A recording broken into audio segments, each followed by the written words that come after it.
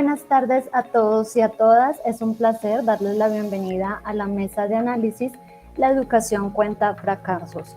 Este es un tema que ha generado y sigue generando inquietud e interés y por eso estamos aquí reunidos el día de hoy. Les aseguro que será un espacio enriquecedor de diálogo, reflexión y discusión. Nos acompañan dos destacados panelistas, la doctora Margarita Silvestre Oramas, rectora de NIUNI Universidad, y el ingeniero Jorge Argamasilla Silvestre, CEO de NIUNI Universidad. A continuación procederé a presentarles los perfiles de nuestros panelistas. La doctora Margarita Silvestre Oramas, fundadora y rectora de NIUNI Universidad, cuenta con un doctorado en Ciencias Pedagógicas y posgrados en Genética. Ha tenido la oportunidad de impartir clases en diferentes niveles académicos, enriqueciendo la educación de innumerables estudiantes. Posee más de 20 años de experiencia como directora de universidades en México. Su liderazgo ha sido crucial para el desarrollo académico de las instituciones.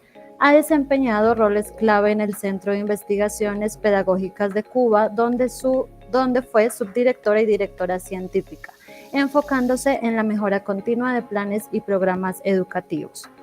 Y nuestro CEO, Jorge Argamasilla, es empresario que aporta su experiencia al desarrollo de nuevas herramientas y recursos para la educación, comprometido con la idea de revolucionar el sistema educativo a nivel mundial, buscando un impacto positivo en la educación de todos y todas.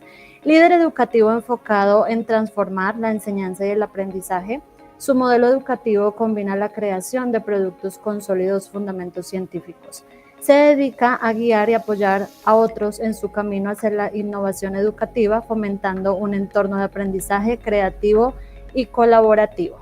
Antes de iniciar formalmente nuestra mesa de análisis, quisiera dar paso al doctor José Silverstein Toruncha, director académico de NIUNI Universidad, quien desea compartir con todos ustedes unas palabras. Adelante, doctor. Buenas tardes. Tiene su micrófono cerrado. Sí, muy buenas tardes. Dale a los dos grandes ponentes que vamos a tener acá, la doctora y Jorge. Va a ser muy interesante el debate, porque no va a ser un monólogo, va a ser un debate que se va a tener en la tarde de hoy. Me da mucho gusto que hay varios de las personas que se están conectando a este webinar, se han conectado a otros anteriores, lo cual ha sido muy interesante. Y precisamente la propuesta de los dos panelistas con un título retador nos reta también a todos a que podamos establecer debate en torno a esta problemática. Sean bienvenidos y sería todo de mi parte. Muchas gracias. Muchas gracias, doctor, por sus palabras. Y pues bueno, sin más preámbulo, doy la bienvenida y la palabra a la doctora Margarita y al ingeniero Jorge para dar inicio a esta mesa de análisis. Gracias, bienvenidos. Bueno, antes que nada, pues agradecerles a todos que estén hoy conectados con nosotros. Para nosotros es un gusto enorme tenerlos por aquí. Quisimos hacer algo un poquito diferente a los webinars que hemos tenido anteriormente, en un modelo diferente, porque esto lo queremos hacer en un modelo de debate un poquito más apegado a nuestro modelo educativo. Entonces, pues lo vamos a hacer un poquito, como una sesión de estudio de casos en donde ustedes van a participar con nosotros y vamos a debatir y vamos a llegar a conclusiones. Es lo que pretendemos hacer el día de hoy, ¿no? Que no solamente nosotros, sino que ustedes también tengan una participación bastante activa en esta.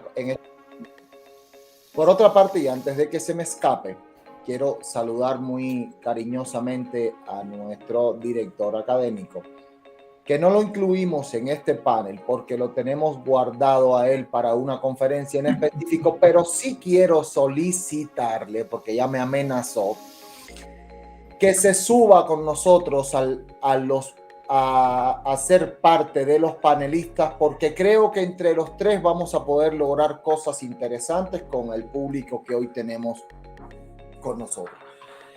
Entonces, Doc, usted pensó que se iba a escapar, pero no contó con mi astucia. Aceptado el reto. Ok, entonces, bueno, vamos a empezar. Empezamos con un planteamiento yo sé que el título nos causa morbo, por llamarlo de alguna forma. De hecho, el título no era La educación cuenta fracasos, el título es La educación cuenta muertos, y eso proviene de un libro que estamos lanzando hoy que habla sobre los indicadores insignias de la educación durante los últimos años de la historia, muchos, por cierto. Pero ¿qué sucede detrás del manejo de las instituciones educativas? ¿Y qué pasa con estos indicadores cuando llegan a poderse medir? O sea, cuando medimos los indicadores insignias de la educación, llámense eficiencia terminal, llámense reprobación, llámese deserción, todos miden el suceso ya concluido y no miden el progreso del estudiante dentro de una institución educativa. Entonces, pasamos, Fanny, por favor. La primera frase con la que quisimos nosotros iniciar, que es una frase de Tito Vincent, es: ¿culpamos a la víctima o salvamos la escuela? Y de ahí vamos a poner un planteamiento, y este planteamiento pues vamos a llevar a la participación de todos ustedes, y basado en la participación de ustedes entramos nosotros y con nuestros aportes y tratamos de llegar a conclusiones que favorezcan a todos. ¿Va? Siguiente diapositiva. Yo sé que todos sabemos leer, pero bueno, lo voy a leer literalmente como dice, ¿no? El incremento de la tasa de matrícula de educación secundaria superior, así se le conoce en R&D, para nosotros sería la prepa, y la educación superior es una importante realidad. Sin embargo, la tasa de titulación no se corresponde con ese crecimiento. Por ejemplo, solo pocas instituciones universitarias alcanzan valores por encima del 30%. Estamos hablando de eficiencia terminal. Por lo que solo 3 de cada 10 estudiantes que se matriculan, o sea, que entran al sistema educativo de la educación superior, logran terminar sus estudios universitarios. Y tengo otro dato que les voy a dar, que no aparece aquí en la pantalla, pero que es muy interesante, y es que de ese 70% que desertan antes de terminar sus estudios universitarios, entre el 40 y el 60% desertan entre el primer año y el inicio del segundo año. Ese es un dato que es importante que tengamos en el tintero, porque ese dato lo vamos a utilizar para analizar el planteamiento, ¿no? Next.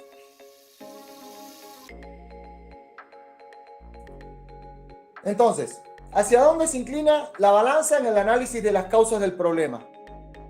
¿Hacia la institución? ¿Hacia los estudiantes?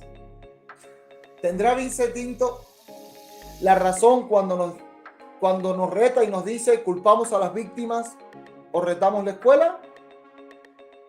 ¿Es de los estudiantes? ¿Es de la institución? ¿Cómo analizamos o cómo hemos venido analizando el problema hasta hoy?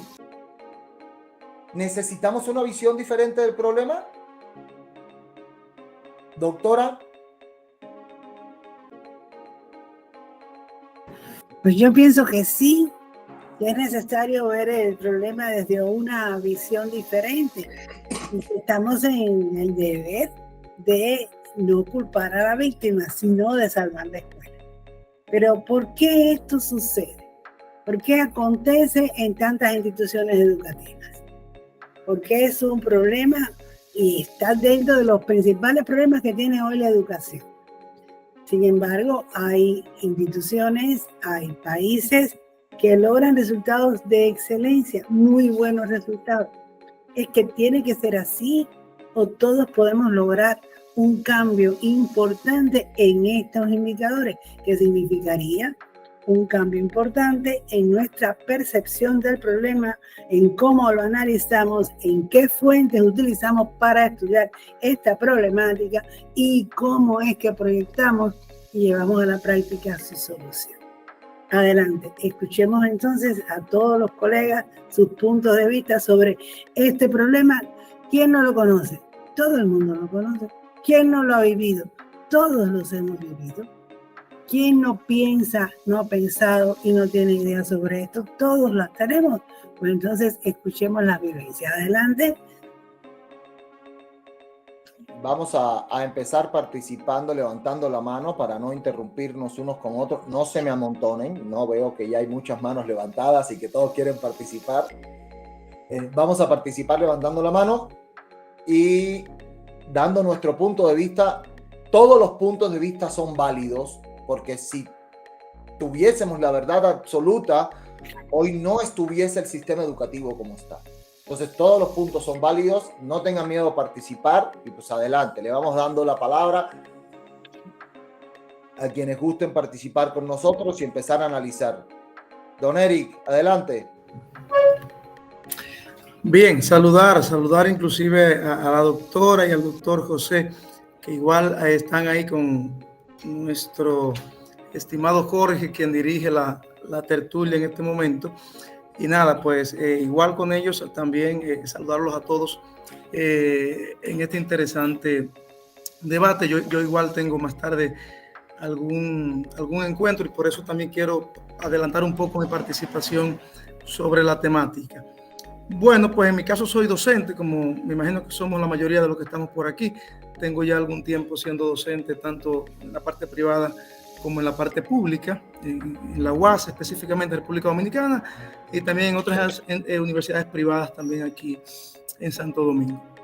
Bueno, pues para mí, también desde la perspectiva un poco más contemporánea, naturalmente tomando en cuenta esa experiencia que, por ejemplo, proviene de la misma doctora, el mismo José, Jorge, que casi es contemporáneo también, pero obviamente considerando esas experiencias y también tomando en cuenta, como ya he dicho, mi contemporaneidad, por decirlo de alguna manera, pues digo que puedo ver algún mixto aquí en esta temática, tal vez mirándolo inclusive desde una visión holística, es decir, pensando en el momento histórico en el que nos encontramos, y por eso pienso en el tema también contemporáneo, es decir, desde mi punto de vista yo creo que estamos de frente a lo que es una disrupción en términos generacionales, es decir, yo no creo que en ningún otro momento nosotros hayamos vivido o hayamos dado un paso tan importante desde una generación hacia otra, con tantos elementos disruptivos de por medio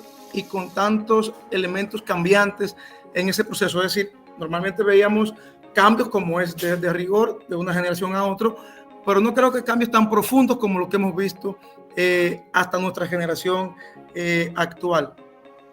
Y por ende, pienso que eso es un elemento que interviene en este proceso, porque obviamente también implica una transformación en el tema de la educación, pero relativamente radical. Por eso hablo de un tema de disrupción, porque siempre han habido cambios, pero creo que el cambio aquí ahora viene siendo un tanto radical. O sea que desde ese punto de vista nosotros tenemos ya un reto por delante, y es saber que la educación que fue hace un tiempo anterior, hoy en día posiblemente carece de mucho sentido en algunas cosas, por los cambios tan trascendentes que se han venido dando. O sea que desde ese punto de vista creo que ahí ya hay un elemento a considerar que un poco más macro, incluso que el propio de las universidades y de los ambientes locales, como son los países en cada caso. Y ya luego pienso que también los países nuestros, como los países latinos, como tal, pues tenemos también otros retos mucho más importantes que tienen que ver con el tema de la accesibilidad a la educación y las problemáticas que eso implica, porque si bien es cierto que hay temas neurálgicos de deserción y de problemática de cierre de carreras y demás, no menos cierto es que nosotros también tenemos en otros países instituciones que no tienen esas brechas tan amplias, pero porque atienden a una población también relativamente más privilegiada. Lo que pasa es que se ve muy notable el hecho porque nuestros países lamentablemente mayoritariamente tienen una población muy vulnerable que va a la educación pública media o de baja calidad, vamos a decir de mediana a baja calidad y precio, vamos a llamarle así, y obviamente ahí también ocurren otros elementos de deserción que también están vinculados al tema de la gente que trabaja y estudia, que tiene que prestar más tiempo al trabajo que al estudio, que tiene condiciones de vida difíciles, que inclusive se dificulta. Entonces también es otro elemento que se agrega, aparte de la disrupción general, el tema de vivir en condiciones también muy vulnerables dentro de cada país.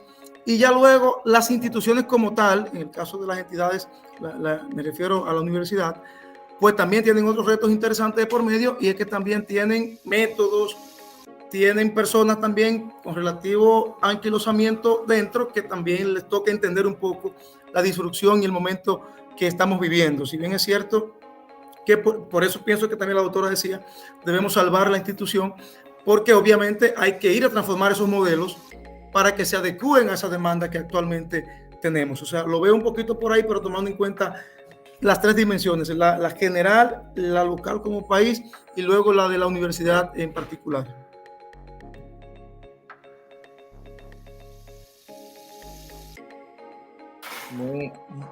Doctor, adelante, doctor. Tiene el micrófono cerrado, doctor. El micrófono cerrado. Muy interesante lo que comentaba Eric. Yo insistiría en esta primera problemática, que yo creo que al estudiante no se le debiera culpar. Si habría que buscar un culpable, desde mi humilde punto de vista, sería a la institución y a la sociedad. Entonces, un elemento muy importante que al menos a mí me ha funcionado, nos ha funcionado con muchos profesores, es cuando un primer situación para mover la balanza hacia favorecer al alumno y no a desfavorecerlo, es que hay que lograr que haya docentes comprometidos, o sea, no solamente con la instrucción, sino con la formación y la educación. Si no logramos tener docentes y en primer lugar directivos de las instituciones, llámenle como le llamen, director, rector, como sea, si no llegamos a tener docentes comprometidos con la instrucción y la educación y que tengan experiencia, y quisiera añadirlo a esto que se estaba presentando por Jorge y después complementado por la doctora Margarita, y si no tienen experiencia en el área del conocimiento que quieren formar, después culpamos a los alumnos del fracaso. Sin embargo, ¿a quién se le ocurre estar enseñando ingeniería eléctrica con los avances del año 50, ¿no? Sin embargo, hay personas que pueden llevar muchos años en educación y no han tomado, y ese es el segundo momento que lo relaciono con el compromiso. Compromiso no solamente declarar que quiero formar, sino compromiso también es capacitarme de manera permanente, ¿no? Entonces, pongo el ejemplo, ¿no? Ingeniería eléctrica, yo puedo tener mucha experiencia a lo mejor dando clases, pero tengo que estar actualizado en el área del conocimiento. Ese es el punto que quisiera en primer momento señalar. Educadores comprometidos, educadores que además de instruir se preocupen por educar, y en segundo lugar, educadores que tengan preparación en el área del conocimiento que pretenden formar. Ingenieros que sepan de ingeniería y que han estado a pie de obra en una empresa.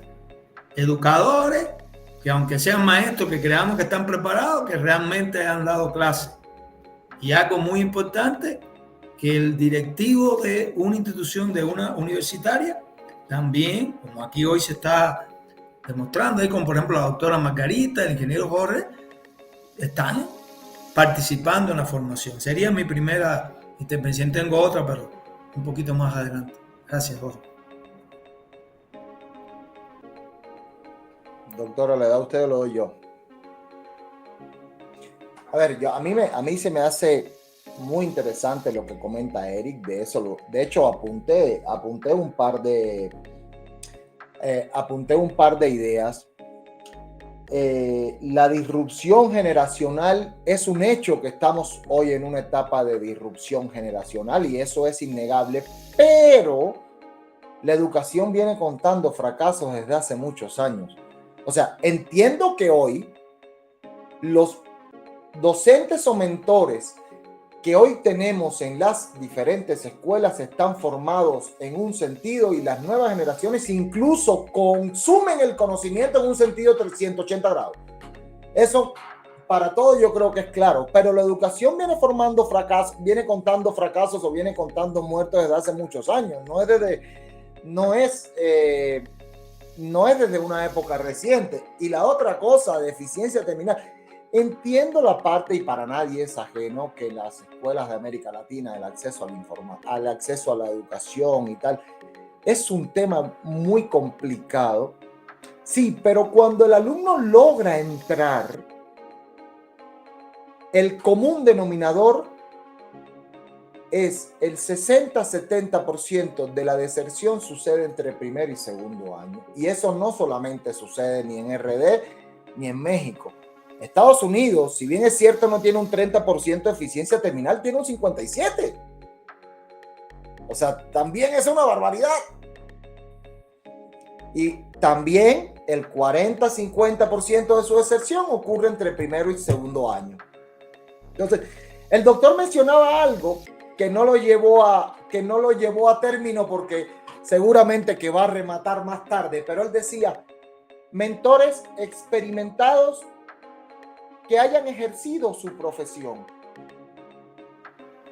¿Y por qué yo quiero un mentor que haya ejercido su profesión? ¿Por qué yo necesito un mentor que haya ejercido su profesión? A ver, Eric, échale. Sí, pero igual ahí mismo yo te agregaría otra cosa. ¿Y quién debe garantizarlo? ¿Él como tal o los directivos y la universidad tiene la obligación de asegurarse que ese cumple con ese requisito y ese perfil que me va a impartir eso que yo estoy contratando para que lo haga? Es decir, ahí donde queda esa responsabilidad, porque yo la veo más desde el lado de la universidad inclusive. Esa responsabilidad es por parte de la institución, por parte de los que dirigen la institución. O sea, tú debes de tener un perfil de puesto de mentor en donde el mentor tenga N años de experiencia en docencia y N años de experiencia en su ejercicio de su profesión. Y asegurarse incluso de que en la práctica eso se ponga en práctica. Es decir, no solamente que yo me asegure de traértelo así y darle para adelante, sino también asegurarme de que él lo pone. Es que a eso iba. O sea, ¿por qué yo necesito un mentor que ejerza su profesión? Porque cuando yo tengo un mentor que ejerza su profesión, él me va a poder llevar lo que me está dando a la práctica. Y en ese momento yo le voy a encontrar sentido a lo que yo estoy aprendiendo. Porque si yo no le encuentro sentido a lo que yo aprendo, de entrada, tengo un tema complicado porque estoy en un lugar, en una carrera que escogí, pero que muchas veces no la escogí estando consciente, porque estamos hablando de un muchacho de 19 años que no tiene autonomía, que muchas veces en un gran porcentaje escoge una carrera porque mamá es doctor o porque papá es contador o porque el abuelo es empresario y él quiere estudiar administración de empresa, y encima se encuentra con un profesor que no es capaz de aterrizar el contenido a la práctica. En ese momento el alumno se empieza a cuestionar. Entonces es importante que el mentor tenga experiencia profesional porque va a ser capaz de llevar a la práctica el conocimiento que le está enseñando el alumno. Y el alumno va a entender desde los primeros ciclos de la carrera que cuando asume un conocimiento resuelve un problema y encuentra sentido en lo que aprende. Porque si no encuentra sentido en lo que aprende, repito lo que comenté hace un momento, pues tengo una frase que me encanta que dice, mira, el conocimiento no ocupa lugar, pero tiempo a la hora de estudiarlo. O sea, si yo voy a estudiar algo que no me va a servir para nada, estoy perdiendo el tiempo. Y el tiempo es lo más preciado que uno tiene. Doctora. Pues vamos a escuchar otras opiniones, a ver qué piensan los colegas. ¿Qué están pensando? ¿Qué ideas tienen? ¿Se puede? ¿No se puede? ¿Esto es un imposible? ¿Esto sí es una verdad posible? Don Héctor, adelante. Primero, don Héctor. Digo, las mujeres siempre primero, pero Giselle, entraste de segunda. No, yo me siento incapaz de hablar antes de Giselle. Yo le cedo la palabra a Giselle y después yo hablo. Gracias. Yo creo que estás en lo correcto. Si quieres evitarte problemas, yo haría lo mismo también. Sobre todo porque es mi jefa. O sea, tengo que estar bien con ella. Muchas gracias, doctor Héctor.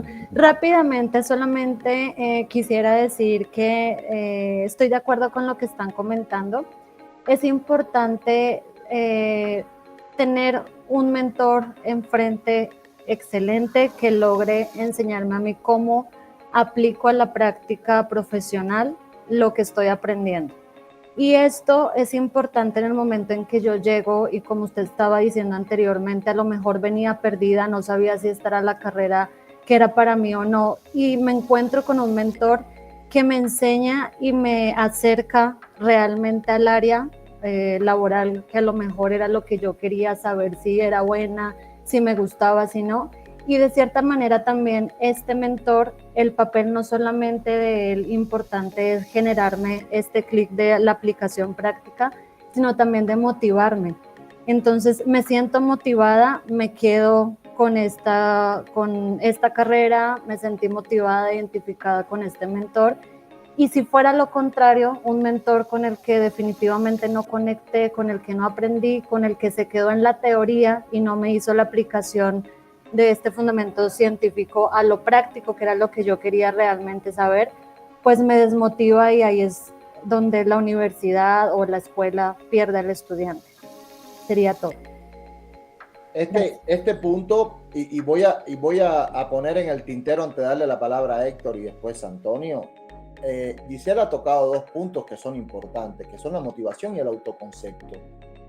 Ojo con eso porque lo vamos a tocar posteriormente, pero dejémoslo en el tintero porque esa es gran parte de la problemática que tenemos hoy. Héctor, ahora sí. Muchísimas gracias. Pido disculpas por estar con el video apagado, pero estoy con asma y encima en una computadora que no es la mía, que no tiene, o sea, tiene problemas con el video. ¿Bien? Igual estoy muy feo, tampoco es para que me estén mirando. A mí me parece súper interesante. A mí me motivó mucho el nombre porque aún sintiéndome no demasiado bien, me conecté, porque realmente me interesa mucho el tema.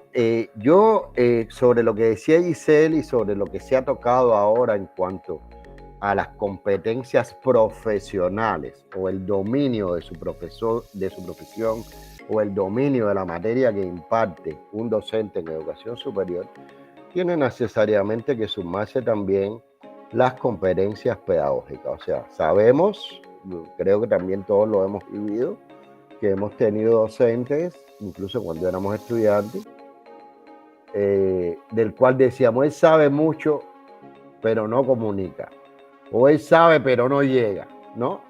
Entonces también ese conjunto de competencias que involucran competencias comunicativas, competencias de planificación, competencias de diseño de medios, ¿bien? E incluso competencias investigativas, yo creo que también es un elemento muy importante que muchas veces, sobre todo en las carreras técnicas, se soslaya. Eso es un elemento que para mí también es clave. No basta con dominar el contenido del área del saber, que es un punto de partida. O sea, si no lo domina, ya tampoco me importa todas las otras competencias que tengan. ¿Bien? O sea, lo primero, tienes que ser un especialista en el área en la cual tú vas a impartir X materia. Pero no basta con eso. Hace falta también ese grupo de competencias, porque el problema es que el profesor universitario, estamos hablando del universitario en particular, ¿no? Es, a mi juicio, uno de los pocos profesionales que necesita una doble competencia. Una competencia en su área, en la área profesional donde fue formado, pero también requiere una segunda competencia que involucra a su vez un montón de subcompetencias, por llamarlo de alguna manera, en el área pedagógica.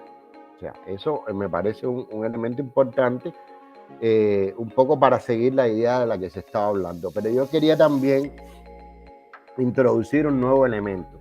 Aquí se habla de que si la culpa es o del estudiante o de la institución. Es una pregunta extraordinariamente compleja porque yo creo que es parte y parte, porque hay estudiantes también que estudian por esos elementos de que hablaba el doctor Jorge, porque papá es médico o por una tradición familiar o para complacer a la familia o simplemente para tener una carrera universitaria sin estar verdaderamente orientado hacia una determinada especialidad. Eso también es verdad, eso no lo podemos desconocer. O sea, los niveles de motivación pueden ser bajos y obviamente entonces tendría una responsabilidad muy grande y tal vez por mucho que se esforzara el claustro docente e institucional, no lograran despertar una motivación positiva. ¿Bien? Aunque yo efectivamente también estoy de acuerdo con el doctor Silverstein en que la institución tiene un papel protagónico, pero voy a ir más allá de la institución. O sea, algo que me parece que está encima de la institución y es las políticas educativas de un país. O sea, yo he tenido la suerte o la desgracia de haber trabajado durante 33 años en la Universidad de La Habana, en Cuba. Y hace 6 años, se van a cumplir 6 años que estoy en Ecuador y he trabajado en 2 universidades de Ecuador. Y las dinámicas universitarias, y he trabajado en una universidad privada y en una universidad pública, o sea, tengo un cierto grado de experiencia y un diapasón que me permite afirmar que al menos aquí hay un problema serio con la estructuración de la educación superior.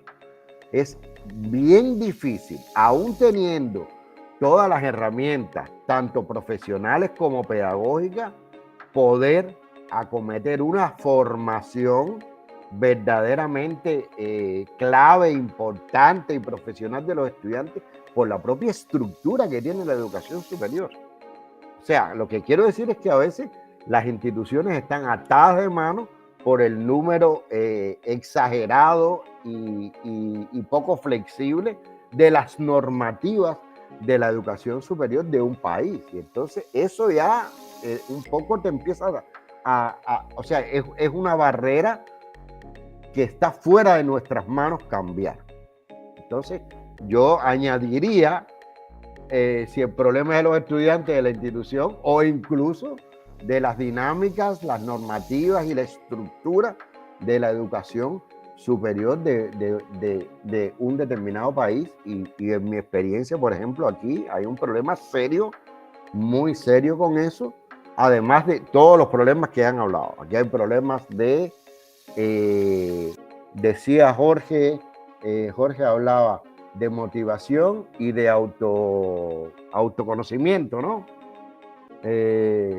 Aquí hay problemas con eso, en el claustro, en todos los claustros docentes, en todos.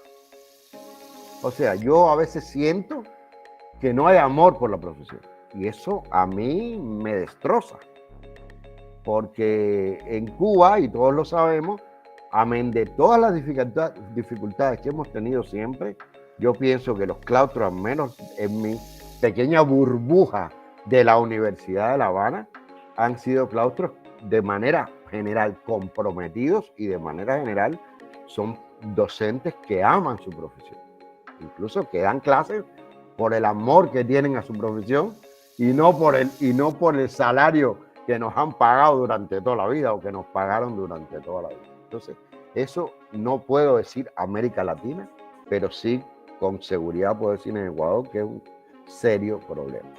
Un serio problema. Entonces ahí están confluyendo un montón de factores. La pregunta es extraordinariamente compleja precisamente por el número tan grande de variables que están incidiendo en ese 30% que realmente es aterrador, ¿no? O sea, que el 30% de retención de las universidades es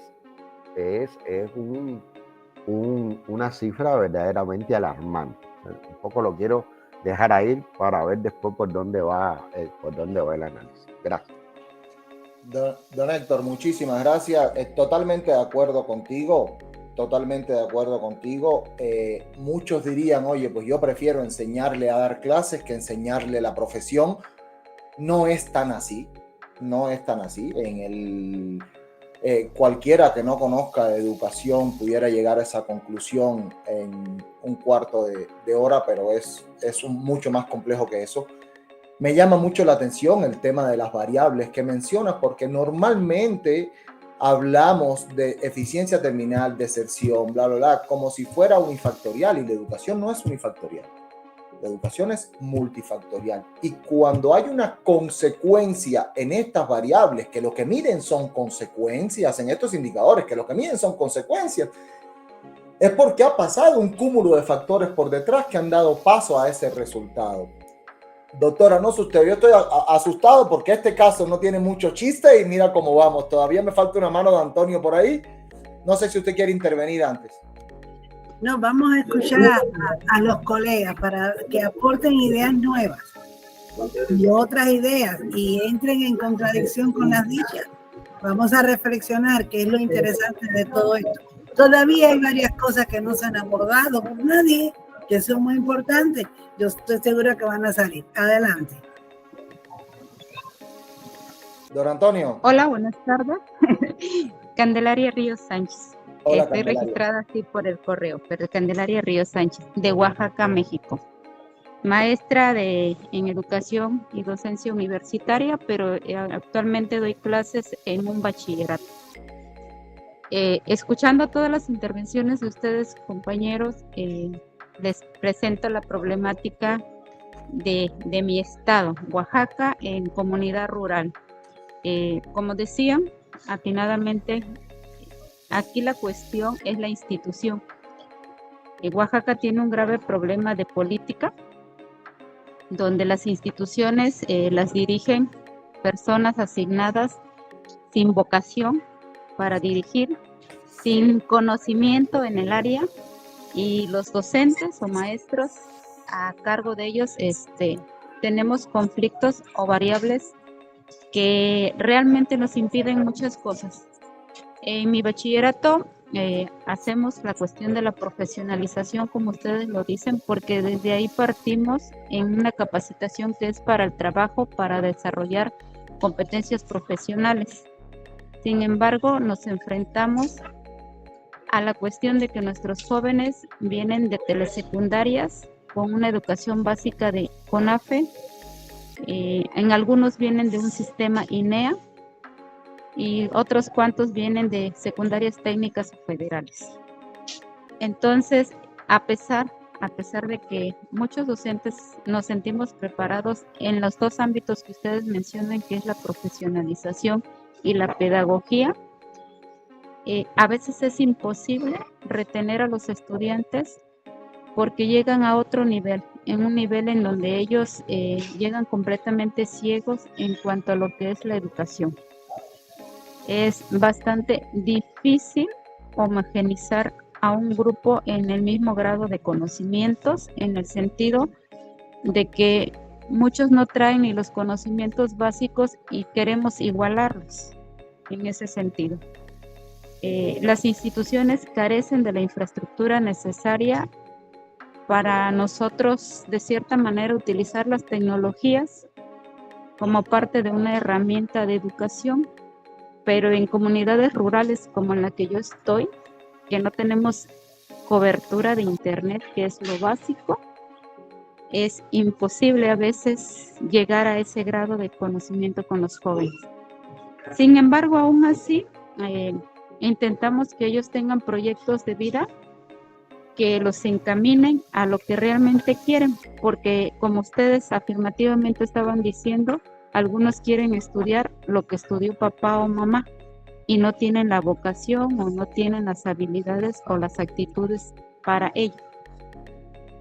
Pero intentamos que ellos realmente elijan lo que les guste, no lo que imponga mamá o papá. Y en un 60 o 70% de esos jóvenes ya no estudian, ¿sale? logran concluir su bachillerato por un subsidio del gobierno y ese bachillerato hasta ahí queda. Es decir, no tienen el interés por estudiar una carrera porque la situación económica no da para ellos. Y entonces ellos optan por ingresar al terreno laboral.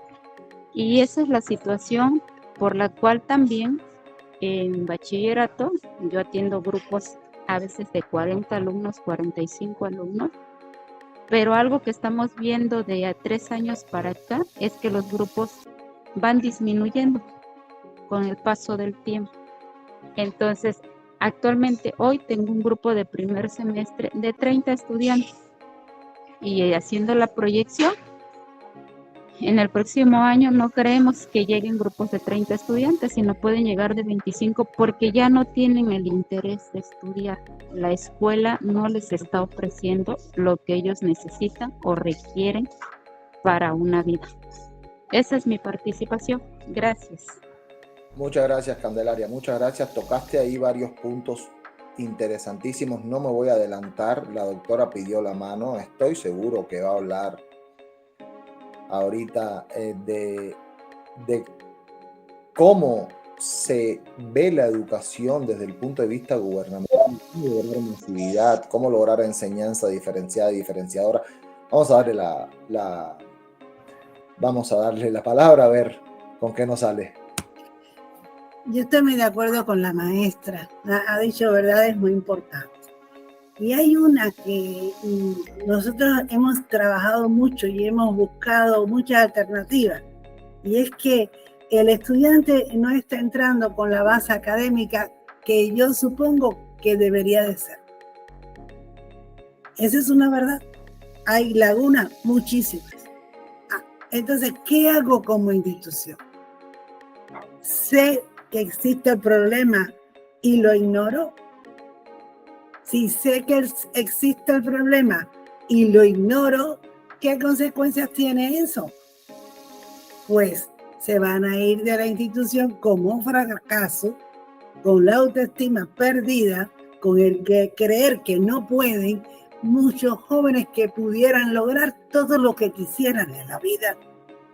Entonces, este problema, la institución, si lo desconoce, pues está desconociendo un problema real de la sociedad, un problema social real, el nivel de egreso del nivel anterior, para la redundancia, pues trae al alumno muchas lagunas, muchas carencias. Si yo no reconozco que eso es verdad, ¿cómo yo logro masividad con calidad? ¿Cómo yo quiero no perder la masa que me entra? ¿Cómo yo quiero no titular el 30%, sino titular un porcentaje elevadísimo, el 90, el 80, 85%? ¿Cómo lo logro? Si yo ignoro este problema y se lo paso al alumno, entonces tú tienes la culpa porque no viniste preparado, pero yo como sociedad tengo la responsabilidad. Y además, doctora, Candelaria tocaba un punto importante, que era: mi director no tiene idea de lo que es una institución educativa. Entonces, se les hace muy fácil, cuando los alumnos vienen con esas lagunas, que es una realidad, culpar al nivel precedente. Pero yo no puedo dejarlo así como institución.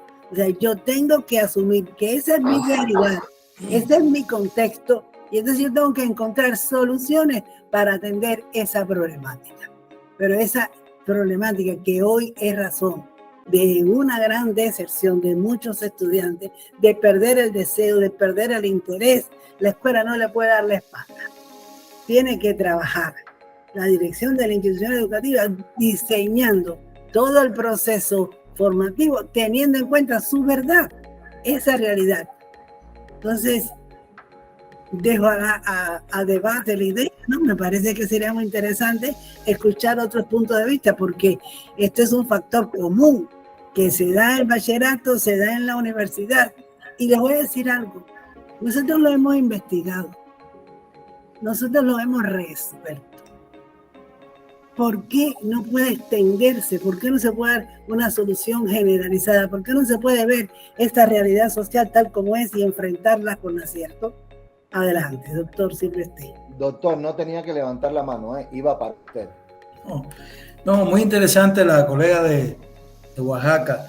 Voy a introducir un tema junto con esto, ¿no? Porque por suerte ninguno de los tres que estamos acá tenemos puestos en gobierno, ni somos de un partido político determinado, ni para no entrar en un debate, ¿no? No te está defendiendo que la escuela es la culpable, ¿no? Pero está demostrado en el YES, está demostrado en muchísimas investigaciones que cuando el maestro se compromete y el directivo se compromete y considera que los problemas de esos alumnos son suyos, los alumnos tienen más éxito en la escuela. Eso hay múltiples investigaciones que lo dicen, ¿no?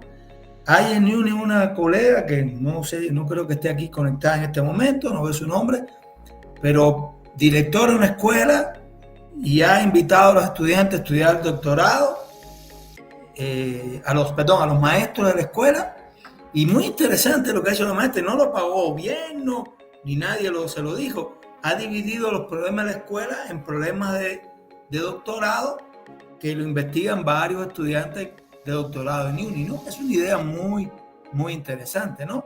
Ella tiene en su mente que ellos mismos pueden transformar la institución. Esa es una idea que quiero señalar. Y la otra idea, para no extenderme también, que seguramente ocurre en Oaxaca, ocurre en República Dominicana, ocurre en muchos lugares, hoy la familia tampoco está preparada. Eso también quisiera ponerlo en la mente aquí. Por eso la encomienda de Jorge, y vamos a debatir sobre este tema.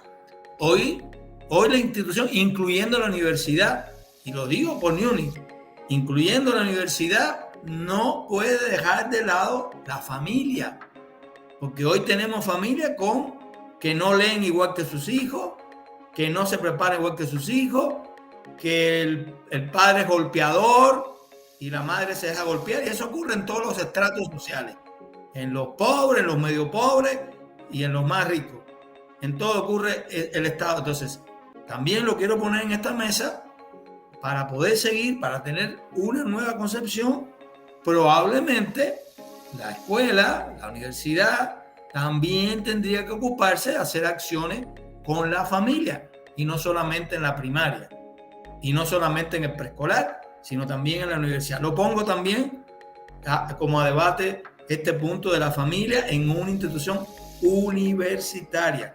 No me he cambiado a nivel educativo. Lo pongo para debate aquí también. No, doctor, y ese es un tema neurálgico, porque incluso habrá familias que se cuestionan por qué está estudiando, ¿eh? Tiene el micro apagado, doctor. Habrá familias que se cuestionan por qué está estudiando. Y la otra cosa que lo mencionaba Giselle desde hace rato, que era la motivación. Un factor clave en la motivación del estudiante es la familia. Totalmente de acuerdo. En el contexto en el que esté y con la edad que tenga, ¿eh? O sea, en el contexto donde esté y con la edad que tenga. Si hoy yo decido estudiar una maestría y un doctorado o una licenciatura porque estoy trabajando en la zona industrial y quiero progresar y tengo el apoyo de mi familia, tengo un factor motivacional. No, Jorge, incluso hablamos a veces de la familia, padres, hijos, no, hablemos de abuelos también. Nosotros tenemos una abuela que dice, yo voy a estudiar maestría porque le tengo que dar ejemplo a mis nietos. Fíjense qué interesante, si la esperanza de vida sigue creciendo, como por suerte va a ocurrir en muchos países, los abuelos tendrán que estar estudiando también. Es algo que también la universidad tiene que ocuparse, y hoy no nos ocupamos suficientemente de ello, ¿no? También somos contemporáneos, Jorge y yo, por eso me siento también ahí joven, definitivo. También metamos a la doctora en este show, porque si no se nos va a ir por la tangente. Ok, entonces, bueno, a ver, evangelista. Adelante. Sí, buena noche. Bueno, ya puedo decir buena noche por aquí, por este lado. Ya lo sé, hombre, ya lo sé. Estamos por allá a las 6 de la tarde y ya es hora de cenar, ¿eh? No, y aquí van a ser las 8. Estoy en Santo Domingo, República Dominicana. Ah, sí es cierto, las 8, sí es cierto, las 8 por allá. Yo me identifico con lo que decía el doctor. Sin familia no hay educación.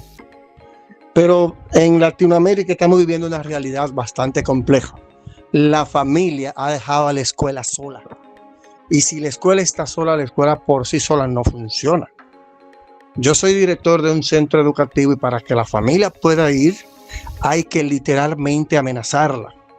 Porque si no, no van a la escuela. No se preocupan. Entonces, cuando el director llama, dice que el director, y disculpe la expresión, que el director jode, que el director molesta. Entonces, yo me identifico mucho con esta de una educación que mata, como decía Freire. La educación que estamos viviendo es una educación sin carácter humano. La educación tiene que ser humanizada, con un sentido práctico de amor, dulzura en lo medio y firmeza en los fines. Eso es el lema. Pero si la familia no deja solo, si deja la escuela sola, no podemos hacer nada. Lamentablemente, eso no se ve solamente allá. Aquí en República Dominicana se vive ese mismo paradigma de situaciones de que es el día a día. La escuela está sola, la familia ha dejado de lado la escuela. Y si no se retoman estos procesos, cuando aparece la familia, cuando dice voy a demandar, van a acusar, ahí sí, la familia aparece en ese instante. Pero cuando son procesos para acompañar los procesos, la familia no quiere integrarse. Y lamentablemente estamos viviendo esa situación. Es un punto extra al análisis muy interesante, ¿eh? A la problemática muy interesante, el tema de la familia. Entonces, voy a concretar más o menos con los puntos que hemos tocado en este primer caso, porque viene un caso todavía más fuerte. Este fue un caso nada más para calentar motores. Hemos hablado de disrupción en términos generacionales.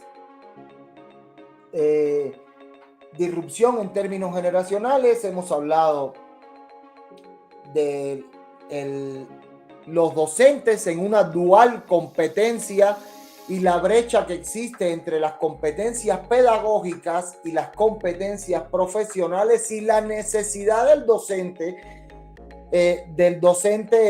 universitario, en este caso, de tener ambas formaciones.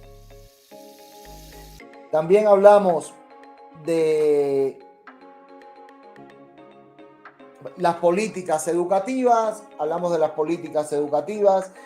de la multifactorialidad de la educación, hablamos de los dirigentes de las instituciones educativas, en el caso de que nos ponía el ejemplo nuestra compañera Candelaria de la institución que hoy la dirige una persona que es designada, más no es por mérito ni por derechos. Hablábamos también de las lagunas con las que pasan los estudiantes de un nivel a otro, y hablamos ahorita en este último punto del tema familiar, de cómo influye la familia en el tema educativo, en la motivación y en el apoyo hacia los estudiantes. Hablábamos un poquito también sobre la necesidad de la masividad de la educación, pero atacando desde la institución educativa esas lagunas con las que vienen los estudiantes y pasan de un nivel a otro. Si no hay algún otro comentario, pasamos al siguiente caso. ¿Les parece? Doctora, doctor. Sí, pasamos al siguiente. Vicisitudes de un joven que ingresa a estudiar ingeniería industrial. Vamos para allá. Dice, en una universidad se organiza el inicio del curso escolar y se generan horarios, asignación de docentes, plataformas, entre muchas acciones que se realizan todos actuando con la finalidad de crear un buen curso y lograr alta retención. Ojo con esto, ¿eh? La universidad enfocada en lograr alta retención. Primero y segundo ciclo. Tenían muchos puntos de vista diferentes, casi siempre a partir de las experiencias vividas, y en la toma de decisiones consideraban sus puntos de vista. Next.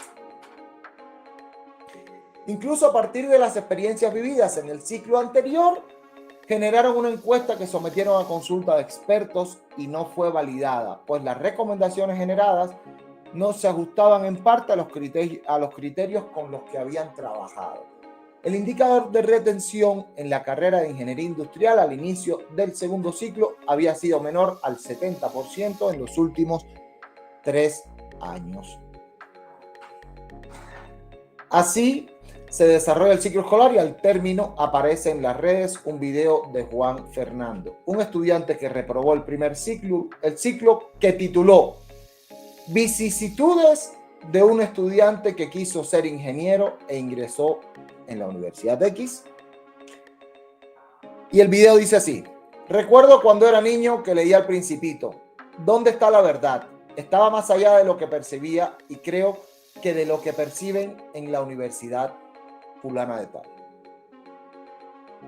Mis primeras 3 materias, ojo con esto, matemáticas, inglés e introducción a la ingeniería. Les cuento, de mate siempre escuchaba al profesor: es que ustedes vienen con muy pocas bases, no se saben la ley de los signos, tampoco las leyes de la trigonometría y quieren que yo se las enseñe.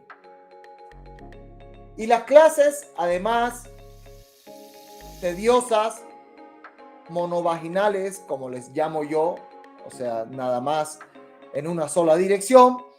Y al final, la mate era por la mate en sí misma.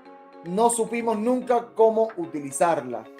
Ah, y en clases de 50 minutos, por lo que no quedaba casi tiempo para ni siquiera preguntar o pedir un SOS a gritos sin ruido. De inglés, que a nadie nos interesaba mucho, pues era como algo cíclico, ya vivido y no asimilado. Sí, claro, venimos dando inglés desde que tenemos uso de razón y nadie aprende inglés en la escuela. Eso sí, unas largas tareas para que memorizáramos y respondiéramos bien cuando la docente preguntara en el aula: How do you think about that? Nada que ver con mi anhelada carrera.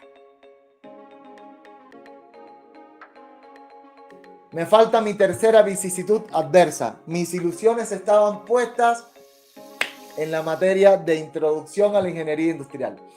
Pero el docente que nos tocó no había trabajado en la industria. Cualquier parecido con la realidad es pura coincidencia. Sus relatos eran en el plano teórico. ¡Qué desilusión! Hasta faltábamos a la clase y nos poníamos de acuerdo para copiar lo que decía en sus largas explicaciones de no menos de media hora. Jóvenes, traté de persistir, pero todo era muy adverso. Un grupo grande nos despedimos. Esa no es la universidad soñada, ni la que cuentan algunos en la calle. ¿Existe?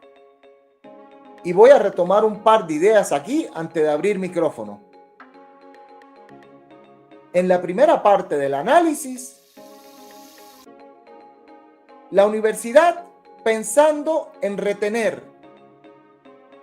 En la última parte del análisis, el alumno pensando en persistir. Abrimos debate.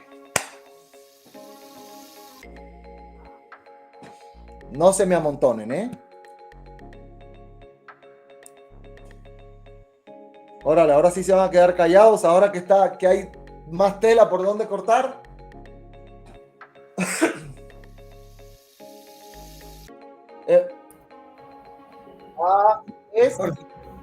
Jorge. Hombre, no apunté tu nombre, perdóname, Evangelista Batista. Sí, tiene la mano levantada. Me levantó la mano, pero no apunté su nombre, hombre. Sí, voy a empezar si quieres, Jorge, y enseguida alguien se motiva ahí.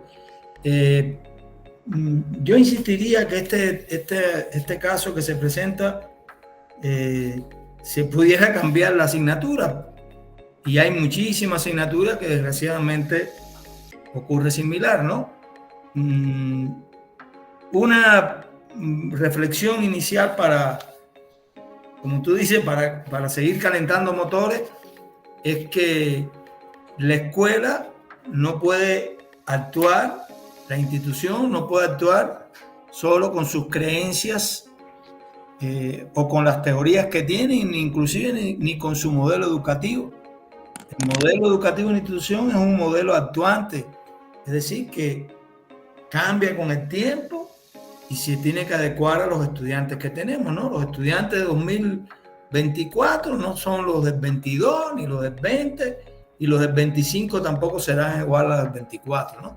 Esa es una primera idea interesante o importante, en mi opinión. La escuela no puede estar aislada del contexto del diagnóstico de los estudiantes que entran. Por lo tanto, toda estrategia que se haga tiene que ser teniendo en cuenta cómo se diagnostica la realidad que hay que transformar. Ese es un primer momento que quisiera señalar acá. Y no es lo mismo enseñar ingeniería que enseñar derecho, que enseñar ciencias pedagógicas, no es lo mismo. Por lo tanto, o el mismo modelo no puede operar para unos y para otros, ¿no? Esas serían las dos ideas. Solamente quisiera para dejar ahí que se pudiera debatir. Sí, que ese es un punto muy interesante. Cuando hablamos de un modelo educativo, hablamos de algo rígido y no de algo dinámico, no de algo vivo. O sea, queremos llevar el modelo educativo a todos los rincones, a todas las asignaturas, a todas las carreras, como un bloque, cuando eso no funciona así. Incluso de generación en generación, como lo mencionabas, ¿no? O sea, que eso no funciona así. La característica del alumnado de un año y de otro año es totalmente diferente. Antonio, te cedemos la palabra.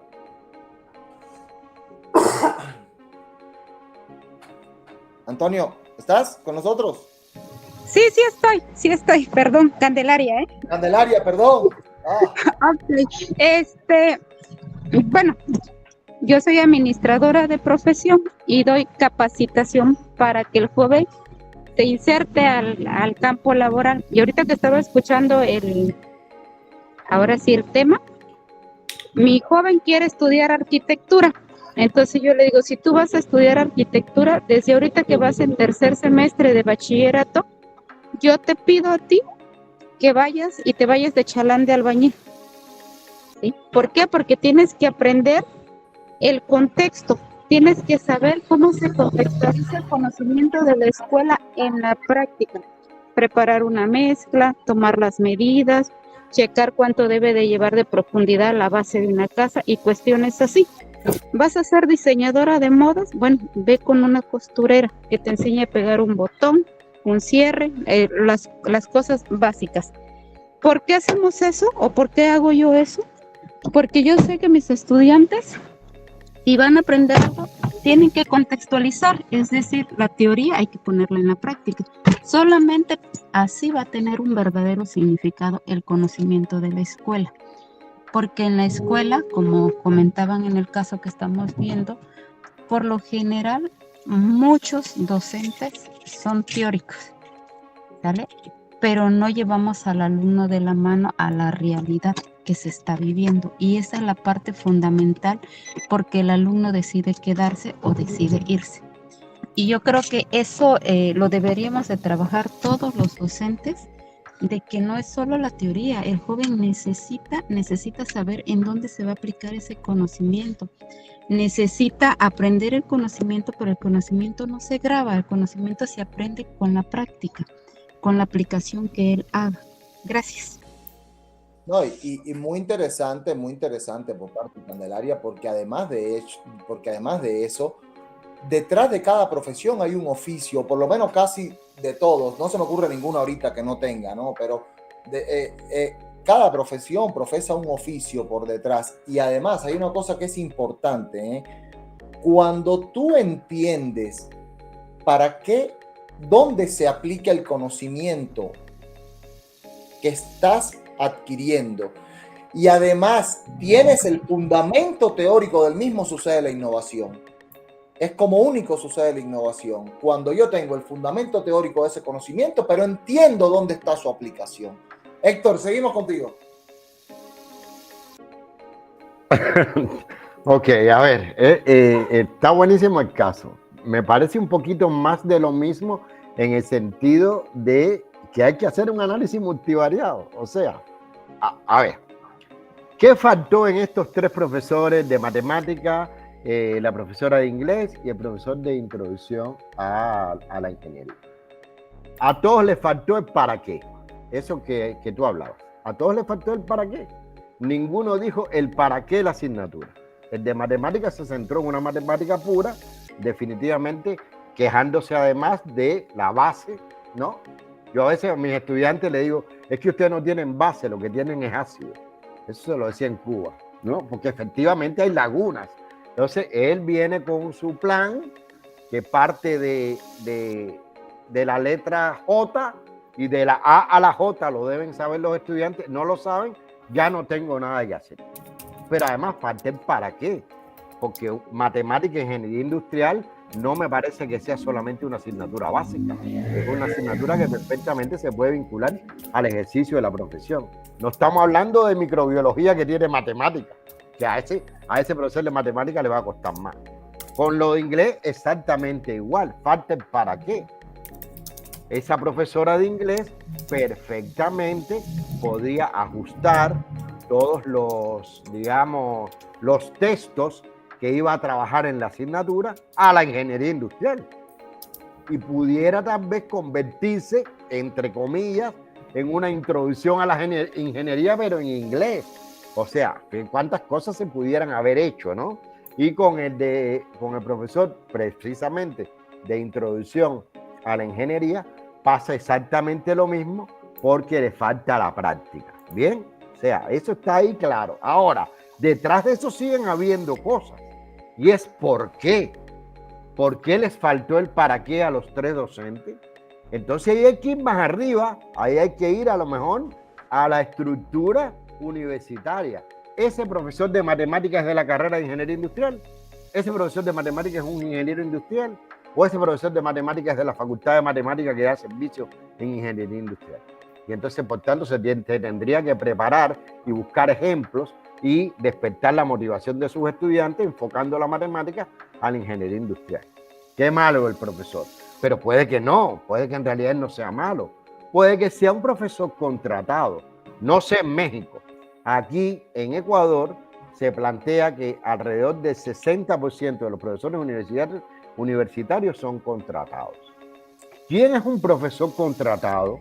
Un apagafuego, una persona que entra en una institución de educación superior y va a dar lo que haya que dar, y al grupo que haya que darlos. Ahí no importa si tú eres ingeniero, pues a qué hora me vas a dar comunicación y lenguaje, porque es lo que hace falta dar. Bien, y lo mismo es válido para la profesora de inglés y lo mismo es válido para el profesor de introducción a la ingeniería. O sigo haciendo preguntas, sigo yendo más arriba. ¿Cuántos grupos tiene ese profesor de matemáticas? ¿Cuántos grupos tiene ese profesor de inglés? ¿Y cuántos grupos tiene ese profesor de ingeniería? ¿Y cuántas asignaturas dan? Porque a lo mejor la culpa no es totalmente de ellos. A lo mejor están atosigados. A lo mejor, o sea, yo tengo un amigo aquí que en un semestre dio 7 asignaturas, colegas. 7 asignaturas. Entonces, fíjense cómo sigo subiendo. O sea, no es tan simple encontrar la solución. Y efectivamente, a mí hay una cosa que dice Jorge que me parece medular, que todos esos indicadores son al final. El resultado. Estamos midiendo un resultado. El proceso no me importa. Entonces, yo puedo tener todas las mejores intenciones en términos de voluntad política, que si esas intenciones no están sustentadas en acciones que verdaderamente faciliten el conocimiento, sobre todo la motivación, el interés por aprender, que tienen su base, el para qué sirve cada asignatura, de nada me vale. Es como aquí, se los digo con honestidad, yo me muero de la risa. Todas las universidades tienen una cosa que se llama modelo educativo, y lo tienen ahí en su página web. Todas las universidades, todos los modelos educativos de las universidades ecuatorianas que yo he leído son constructivistas, pero tienen de constructivismo lo mismo que yo tengo de astronauta. Es letra muerta, es letra muerta. Entonces, como ven, hay una intencionalidad, supuestamente un interés por las razones que sean, por ejemplo, para las acreditaciones, pero que no se traduce en la selección de un personal adecuado, en darle atención a ese personal y en verdaderamente favorecer una docencia de calidad que responda a ese modelo de construcción del conocimiento, a ese modelo reflexivo, a ese modelo de desarrollo de pensamiento crítico. No responde a eso. Entonces, fíjense, así yo miraba, leía el caso y decía, es que es más de lo mismo. Hay muchos factores. ¿Cuáles son las causas? ¿Dónde están? Bueno, parece que en el estudiante no está, porque ese estudiante está frustrado. Ese estudiante sí quería estudiar ingeniería industrial. Está del lado de la institución, pero ¿de qué lado? ¿De qué parte de ese lado? Eso es, o sea, muy difícil de determinar, precisamente por el número de variables, y seguro se me quedaron, no la pude haber dicho todas, segurito. Entonces, por ahí un poco es por donde va mi reflexión. Yo creo que las universidades, en primer lugar, tienen que ser honestas, hacer las cosas para que de verdad se hagan, y no de una manera formal para ganar un prestigio o para declarar un modelo o para resolver, entre comillas, un problema que en realidad no van a resolver. Y sobre la base de esa honestidad, hasta donde ella pueda, porque insisto, o sea, tampoco es que en Ecuador el 60% son contratados porque la universidad es mala. No, es porque no hay presupuesto. Por eso, simplemente, porque no hay presupuesto, porque el Estado, no hay una voluntad política del Estado con las universidades públicas. Por eso. Entonces, como no tengo presupuesto, tengo que empezar a contratar gente y no son profesores titulares. O sea, tampoco es que mala es la universidad que solo hace, que tiene un 60% de profesores contratados. Entonces, por eso, insisto, sigo viendo este problema desde muchísimas aristas, e insisto, seguro se me quedaron algunos. Entonces, de hecho, te voy a agregar un par de variables y van a ser para abrir debate. Habíamos hablado de las lagunas con las que vienen los estudiantes de un nivel a otro. Hemos hablado de la necesidad de la motivación del estudiante. Es normal que si yo necesito motivación y encima necesito cubrir conocimientos, me tope en mis primeras clases con un plan de estudio que me choque con matemática e inglés. Esa es la primera pregunta para abrir debate. Y la segunda, dijo el caso, clases de 50 minutos que no me alcanzaban ni para pedir SOS en auxilio. Seguimos escuchándolo. No sé si la doctora o el doctor quieren participar. Maggie, no sé, ¿quieres tú primero? Voy a poner un punto aquí también que me parece que puede llamar la atención. En muchos países, en México, por ejemplo, se considera que hay programas escolarizados y programas mixtos o ejecutivos, ¿no? Menos de 23, más de 23. En UNE, por ejemplo, rompimos esa diferencia. No nos preocupamos por eso. Nos preocupamos que el estudiante entre y siempre esté pensando en el ejercicio de la profesión. Por eso digo que hay que romper un esquema, ¿no? Pensar que la edad es lo que define estudiar en un programa educativo. Yo creo que ha sido siempre, históricamente, ponerlo a a juicio de la sociedad o a juicio de los presupuestos y no a juicio de las personas. Está demostrado, ¿no? Jugadores de ajedrez pequeñitos que son estrellas del ajedrez, muchísimas cosas. En la ciencia también está demostrado, en robótica, etcétera, ¿no? Por eso quisiera concretamente insistir en 2 puntos. Uno, los programas universitarios tienen que concentrarse siempre en actividades para el ejercicio de la profesión. La colega ahorita decía, muy interesante, ¿no? Si quiere ser arquitecto, que aprenda a mover como el albañil. Muy interesante, ¿no? Muy interesante, porque el arquitecto no va a ser albañil, pero tiene que saber lo que hacen los albañiles, ¿no? Entonces me parece, yo creo que en la educación es igual. O sea, si usted da cualquier clase universitaria, tiene que estar vinculada al ejercicio de la profesión. Esa me parece algo muy, muy importante. De la práctica a la teoría y a una práctica más fundamental, pero siempre centrada en el ejercicio de la profesión. Incluso, insisto, hasta en los programas de posgrado, ¿no? Si usted tiene en México, por ejemplo, algunos han dividido programas profesionalizantes y programas de científicos, ¿no? Bueno, ¿y la ciencia para qué? Para resolver los problemas de un entorno determinado, ¿no? Sea en ciencias naturales, en ciencias de las que sean, ¿no? Entonces, ese es un punto también, me parece importante, que sean siempre ubicadas para el ejercicio de la profesión. Estamos hablando en la universidad. En toda la vida, en todos los niveles educativos, me atrevería a insistir que preparen para la vida y para la vida en cualquier nivel precedente, incluyendo el universitario. Ese es un punto que me gustaría poner en la mente en el debate. Y otro punto es el tema de la motivación.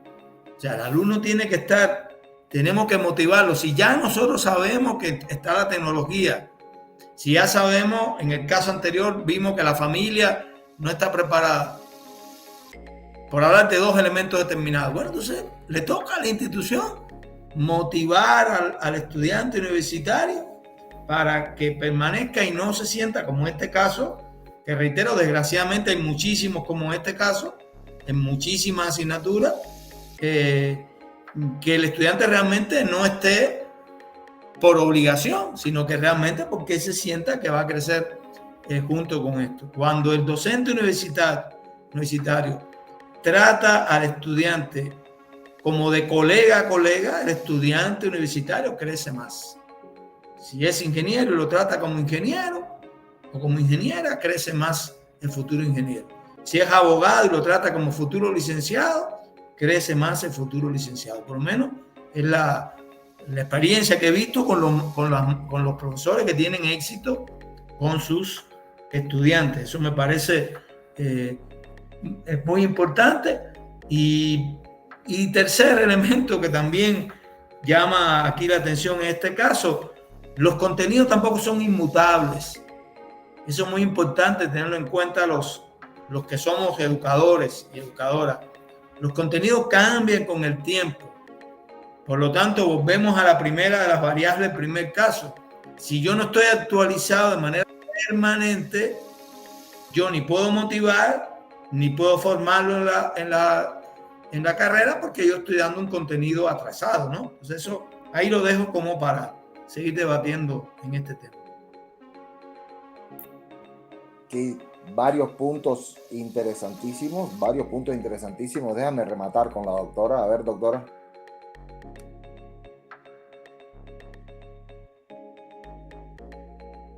Perdón.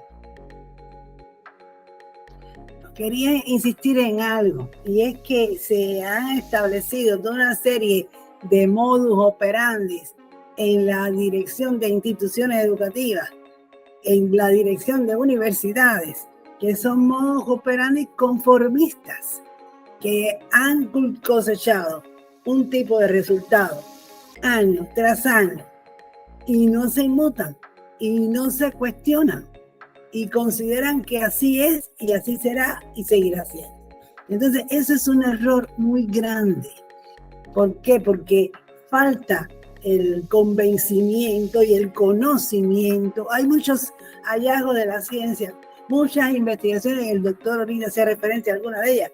Hay un buen arsenal, y ese arsenal que tenemos en la mano nos lleva a ver la educación de una manera distinta y a poder mover toda una serie de variables. Yo puedo poner variables fijas, puedo relacionar variables, puedo moverlas en sentido positivo, pero tengo que saber cuáles son las que yo tengo que modificar, cuáles son las que tengo que establecer, cómo es que las puedo llevar a la práctica de una manera acertada para lograr éxito. Entonces, si se sigue con esa forma estática, conformista, y no se nutre de los adelantos que tiene la ciencia, que nos demuestran que sí se puede tener una realidad totalmente distinta a la que estamos viviendo, entonces seguirá el problema creciendo, manteniéndose, no se cambiará, y nosotros seguiremos botando estudiantes para la calle. En absoluto fracaso, porque además yo quiero llamar la atención a una parte que no hemos dicho, y es que sí, hablamos de motivación y autoconcepto, pero no hablamos del sentido, que es lo que siente el alumno cuando pierde el reto. No hablamos de cómo se afecta su percepción ante la vida, su camino, lo que va a pasar después, porque estamos afectando seriamente a un estudiante, a muchos estudiantes. Entonces, hay una parte aquí formativa, educativa, que estamos ignorando. No estamos dándole la magnitud que tiene a la consecuencia que tiene, la magnitud de esta consecuencia nuestra en las generaciones que estamos formando. Estamos haciendo daño sin querer. Y eso es muy crítico. Yo creo que ahí es necesario tomar conciencia de que podemos lograr cosas totalmente distintas y que está en nuestro deber cambiar esta realidad. Totalmente de acuerdo, doctora. El tema de la autoeficacia, que es la creencia que tienen los estudiantes para culminar cierta tarea con éxito, que va directamente impactando a la motivación. Si nosotros la matamos desde los primeros ciclos de la carrera, estamos matando al estudiante. Literal, estamos matando al estudiante. Y hay otra variable que yo agregaría que no hemos hablado, y es el enciclopedismo que hoy existe en los planes y programas de estudio. Damos mucho contenido que sirve, pero damos muchísimo contenido inservible que el estudiante no va a utilizar nunca jamás en su vida. Tenía la mano levantada de Alfredo por ahí y le voy a ceder la palabra. Alfredo, ¿andas con nosotros? Sí, saludos, buenas noches para todos. Buenas noches.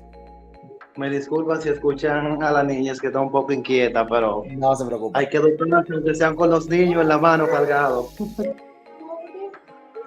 Bien, a lo que se ha hablado dentro de la noche, un placer, Carlos Alfredo de la Rosa, desde República Dominicana, docente de Ciencias Sociales a nivel secundario.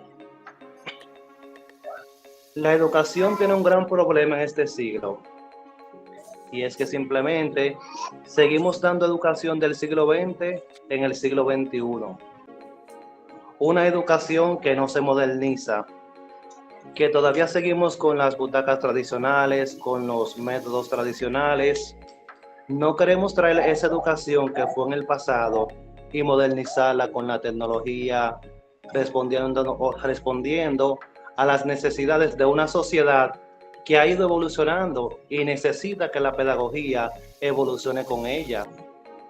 A un joven de este tiempo no podemos abordarle una clase como a un joven de hace 20 años, de hace 30 años. No es lo mismo.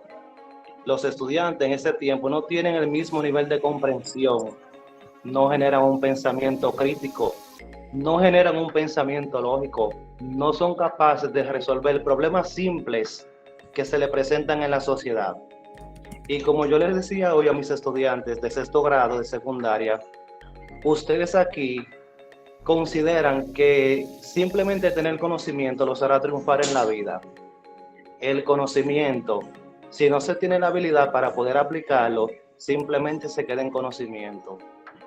No te va a valer de nada saber mucho si tú no sabes para qué te sirve lo que tú aprendiste, cómo tú lo vas a utilizar en la vida real.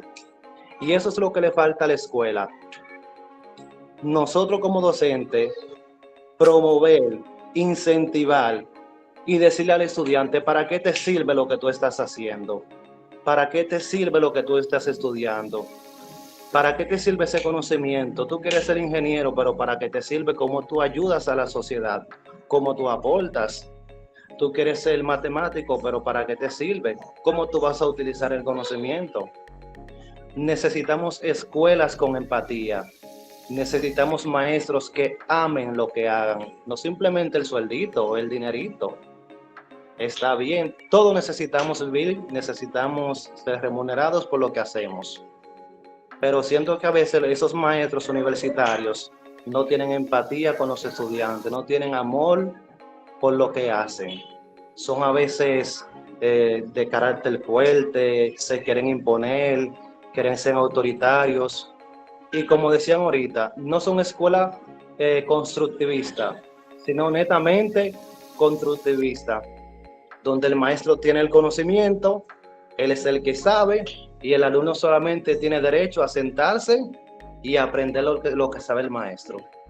Un placer, muchas gracias por el momento, y excelente taller. De verdad que me siento agradecido de estar con tantas personas profesionales en el área. Carlos, totalmente de acuerdo contigo. De hecho, nos cuestionamos mucho, fíjate bien, nos cuestionamos mucho porque en la presentación íbamos a poner una foto de un aula del 1930 y poner una foto de un aula de la actualidad, pero pensamos que íbamos a salirnos del contexto y confiábamos en que alguien del público iba a tocar el punto. Y qué bueno que tocaste ese punto, porque la educación y el concepto de enseñanza no ha cambiado en los últimos 50 años, yo la verdad pudiera hablar de los últimos 15, pero no ha cambiado en los últimos 50, 60 años. Sigue siendo lo mismo. Y las generaciones han cambiado muchísimo. El doctor iba a hablar y yo pues me siento complacido de cederle la palabra. Insistiendo con lo que tú dices, Jorge y Carlos, hay dos cosas que quisiera apuntar, que también quisiera añadir a lo que tú decías, ¿no? El docente, el educador, educadora tiene que aprender a poner metas pequeñas que se vayan venciendo por el estudiante. Y esto me parece algo esencial en cualquier modelo virtual o presencial.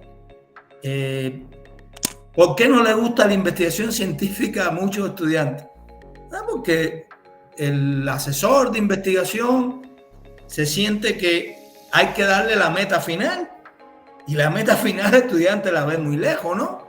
Y estoy hablando inclusive en doctorado, no estoy hablando solamente en licenciatura, ¿no? Entonces hay que también aprender a dosificar en los tiempos de este siglo XXI las metas al estudiante para que él pueda ir venciéndolas hasta que construya el edificio total, que como tú muy bien apuntas, no solamente son conocimientos, son habilidades, y yo añadiría también actitudes, ¿no?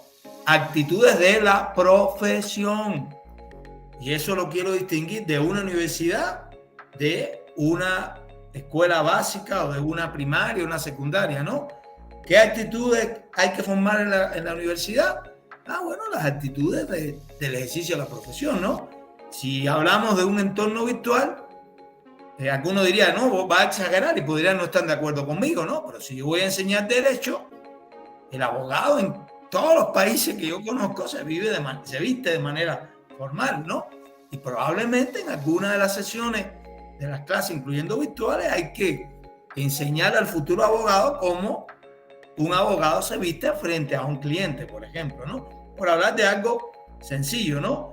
Si yo voy a enseñar algo relacionado con la naturaleza, como tú muy bien dices, Carlos, conocimiento, habilidades para que el estudiante aprenda el contenido del valor, digamos, de lo que es evitar la contaminación. Yo tengo que hacerlo apropiarse del contenido esencial. Creo que Jorge también apuntaba algo muy interesante en términos del enciclopedismo, ¿no? O sea, hay que lograr determinar qué es lo esencial que el estudiante se tiene que apropiar. Hace un ratito el doctor Héctor comentaba algo que quiero relacionarlo en este momento. O sea, si no estoy preparado para ejercer la profesión, no me puedo saber cuál es el contenido esencial para en este momento señalarlo, ¿no? Entonces, muy bien, te felicito ahí por tu plática con los estudiantes. Muy, muy interesante el tema. Quería poner esos puntos también sobre el debate. Doc, y yo agregaría algo, además de esos 2 puntos o 3 puntos que hemos tocado. Yo agregaría que hoy los planes de estudio, o que hoy las carreras o la formación profesional está enfocada en el cumplimiento de un plan de estudio y no en el desarrollo del individuo per se. O sea, hay muchas competencias a desarrollar en un individuo que se desenvuelve en una sociedad que no se ven en la universidad. Correcto. Doctora. Correcto. Bueno, yo creo que hemos tocado unos temas muy importantes, de mucha actualidad. Son problemas actuales que todos estamos viviendo, que hemos vivido y que llevamos tiempo sin lograrlo resolver. Y aquí hay algo muy importante, y es que tanto las organizaciones de los países que dirigen la educación, creo que es algo que les toca a fondo atender, pero es algo que también cada institución puede resolver por sí sola en la institución. Yo no tengo que esperar a que me cambien normativas, a que me tomen, me dicten estrategias de trabajo, nuevos planes de estudio, nuevos modelos, para hacer las cosas bien, para lograr que todos aquellos que van a estudiar a mi institución encuentren lo que esperan encontrar y logremos que puedan avanzar y que podamos llegar a altos índices de titulación, que sea efectiva, y que las instituciones que contratan a nuestros egresados estén satisfechas por la calidad del estudiante que estamos formando. Entonces, creo que hay mucho que se define por la falta quizás de dominio de los que están tomando las decisiones, de compromiso de los que están tomando las decisiones, de los que están tomando las decisiones. Y creo que cada institución puede totalmente lograr cosas mucho mejores en las direcciones que hemos hablado, con lo que hoy sabemos hacer y conocemos, que es de un conjunto importante de avance de la ciencia, que nos están dando en la mano, nos están poniendo respuestas importantes para transformar rápidamente nuestra realidad educativa. Yo creo que ese debe ser un llamado importante para todos los que estamos aquí y para todas las educativas de todos nuestros países. Sí. Margarita, quisiera añadir ahí, Jorge, con este comentario tuyo final, de ahora, yo siempre pensaba, no sé si todos están de acuerdo conmigo, ¿no? Que no le estoy echando la culpa al maestro, yo también doy clase y yo también hago barbaridades, ¿no? Entonces no me estoy lavando las manos y echándole la culpa al otro, ¿no? Lo que yo creo que es algo que quisiera insistir, que probablemente estemos todos de acuerdo, o probablemente asumamos cosas similares. Probablemente todos no podamos cambiar una escuela completa, no podamos cambiar una colonia, no podamos cambiar una provincia, como le llaman en Dominicana, un estado, como le llaman en México. No puedo cambiar al país, no puedo cambiar al mundo. Pero lo interesante es que si yo me preparo, yo tengo 20, 25, 30 alumnos, en dependencia de la cantidad de grupos que yo tenga, que yo soy el responsable de cambiar. Es una idea, filosóficamente hablando, a lo mejor muy idealista, dijo muy bien Carlos, dijo, Sí hace falta el dinerito, pero no lo único. No me voy a meter en el tema del dinero, pero lo importante de una persona que queremos dedicarnos a educar a otras en cualquier carrera universitaria es que a esas personas yo los puedo transformar 15, 20, 25.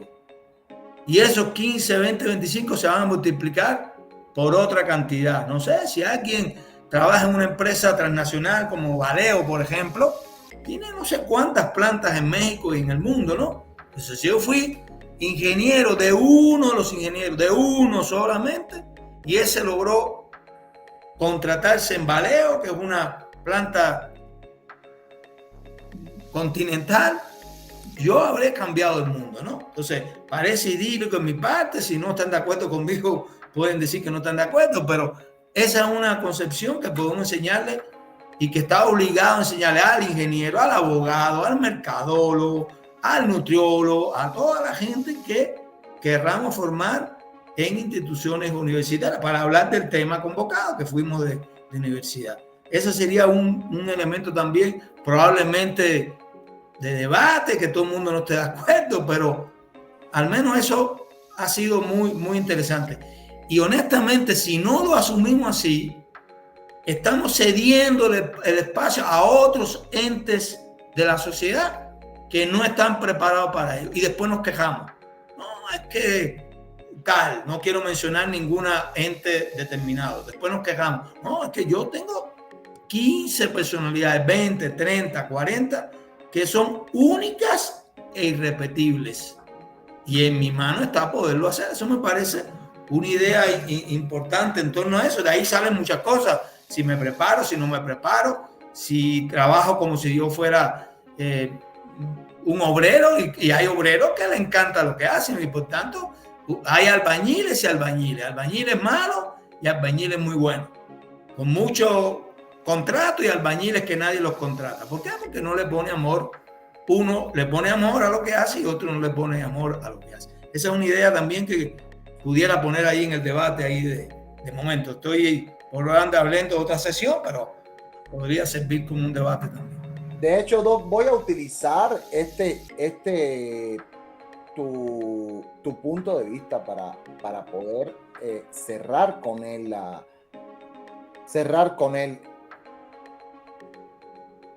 esta mesa de debate. Yo voy a hacer un resumen rápido de lo que hemos visto. Hemos visto motivación, hemos visto interés por lo que aprendo, hemos visto retos pequeños, hemos visto contenido sustantivo, hemos visto que no cualquier materia es idónea para empezar un programa de estudio universitario.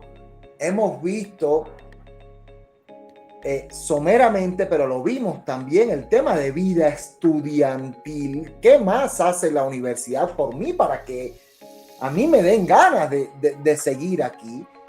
Hemos visto la diferencia entre el objetivo de la institución y el objetivo del estudiante, retención versus persistencia. No hemos visto, se nos fue esa variable que fue la variable de asistencia a clase.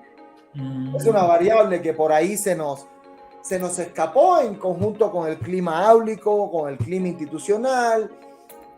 Vimos el desarrollo del individuo versus el desarrollo de un mapa curricular. Y por último, y no menos importante, vimos que si somos parte de la solución y no del problema, próximamente la educación estará contando vivos. Muchas gracias a todos. Muchísimas gracias. No sé si hay alguna otra pregunta, algo que podamos ver. Iba a presentar a Neville con nuestra inteligencia artificial. Somos la única universidad en América Latina creadora de su propia inteligencia artificial, pero la verdad es que casi llevamos 2 horas en la conferencia. Ha sido muy fructífera. Me encanta que participemos tanto. Epifanía de la Cruz, adelante, estamos contigo. Yo tengo una pregunta. Claro que sí. Ya que tú dijiste, yo soy dominicana, que no queremos que la educación siga contando muertos. ¿Qué tú propones para que nosotros desde la secundaria, porque yo soy docente de secundaria, los estudiantes no lleguen a las universidades con la laguna que tú planteaste al inicio? Porque, ok, yo estoy en secundaria, se supone que yo debo ser parte de una solución, porque si yo soy parte de esa solución, la educación no va a contar muertos. Digo, es lo que yo creo y pienso, y es mi preocupación mayor por el lugar donde yo trabajo, por el entorno y el contexto en el cual yo me desenvuelvo, que a mí me preocupa esa parte. Por eso yo entré a la conferencia, porque me dice, ok, la educación está contando muertos, pero de mi entorno, ¿qué yo hago? ¿Cómo soluciono el problema? ¿Cómo soy parte de esa solución que los jóvenes de Dominicana hoy necesitan, los que viven en zonas vulnerables? Me encanta tu pregunta porque no es más que la conferencia puesta en práctica. Me encanta la pregunta. Doctora, ¿vas tú y cierro yo o cómo quieres hacerlo? No, muy importante lo que está diciendo, porque ¿dónde empieza el problema?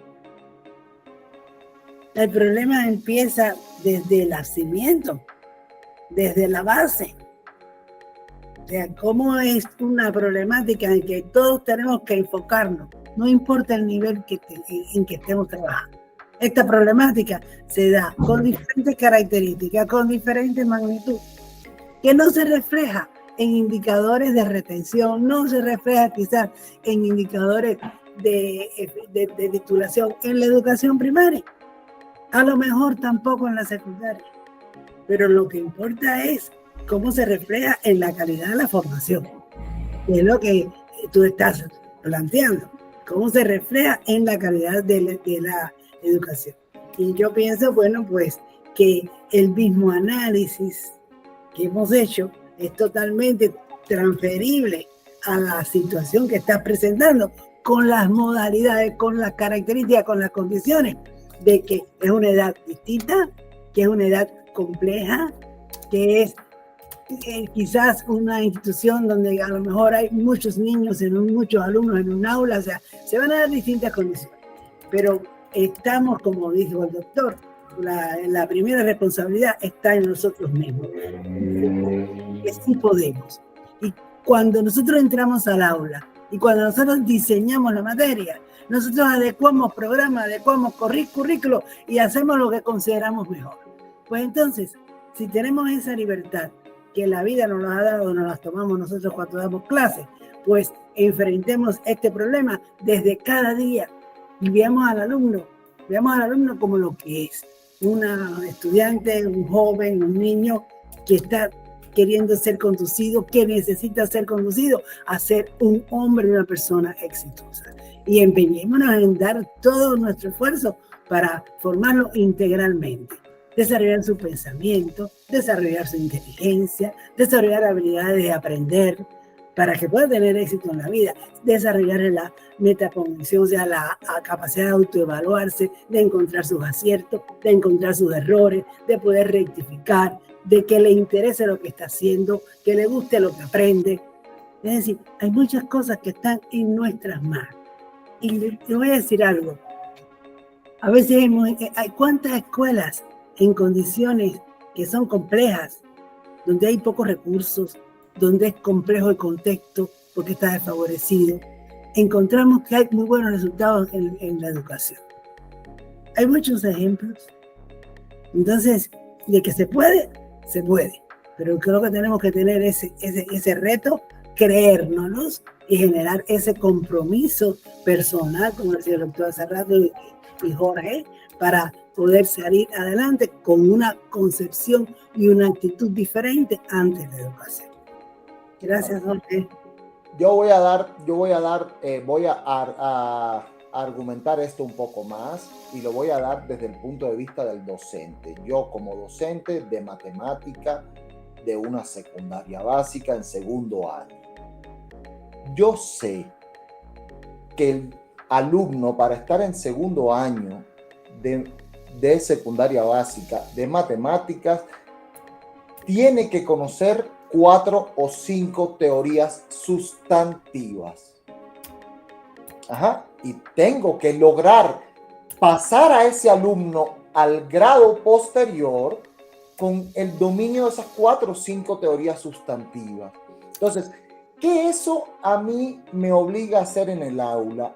Me obliga a tener en el aula una enseñanza diferenciada y una enseñanza diferenciadora. ¿A dónde voy con esto? Enseñanza diferenciada. ¿Cuál es el mínimo del contenido con el que ellos, cuál es el mínimo del contenido que el estudiante tiene que tener para poder continuar en mi nivel de enseñanza con éxito? Y eso lo tengo que garantizar desde que entran a las clases con una prueba de diagnóstico fino. Y posterior a eso, la enseñanza diferenciadora, porque hay alumnos que se encuentran en un nivel superior y no se me pueden dormir en el aula. Necesito poner retos para ellos mientras que yo logro que los otros tengan el mínimo del conocimiento que logre que les permita transcurrir con éxito al nivel en el que se encuentran estudiando. Doctor. No, para no andar más en el tema, ¿por qué los niños desde la primaria no les gusta hacer tareas, por ejemplo, no?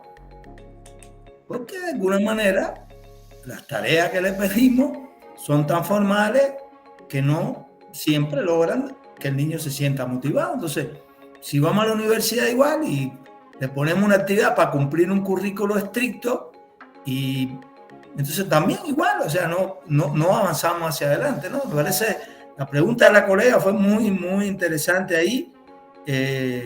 No hay ni una misma escuela, ni hay una misma manera de enseñar, etcétera. Hay que adoptar estrategias y hay que verla, como tú estás diciendo, Jorge, las diferencias, ¿no? No es lo mismo enseñar un mismo contenido a una persona de una zona rural, enseñar un mismo contenido a una zona urbana, ¿no? No es lo mismo enseñar mercadotecnia en República Dominicana, en lugares turísticos, que enseñar mercadotecnia en un lugar donde no existe el turismo, por ejemplo, ¿no? Entonces eso me parece muy, muy interesante.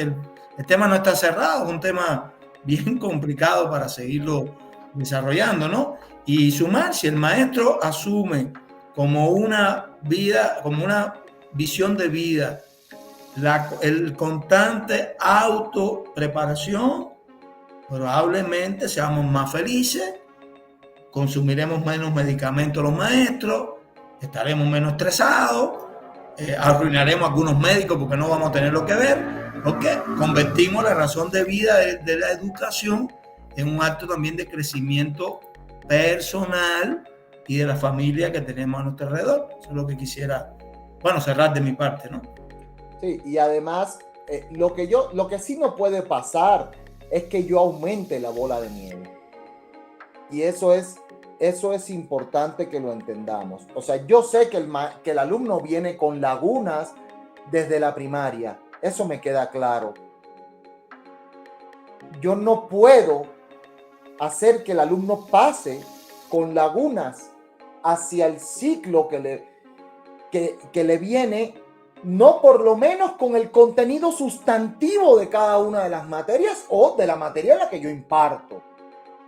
Entonces, ¿yo qué haría si tú me preguntas a mí concretamente? Cuando yo agarro un grupo, yo aplico un examen de diagnóstico fino con el contenido sustantivo con el que el alumno debe de llegar a mi grupo, y sobre eso esa es la base para el trabajo del resto del año. Para poder atacar con atención diferenciada a los que no tienen ese contenido, mientras que pongo retos diferentes a los que ya tienen ese contenido y tienen que seguir avanzando. Entonces, si me preguntas a mí concretamente, eso es lo que yo haría.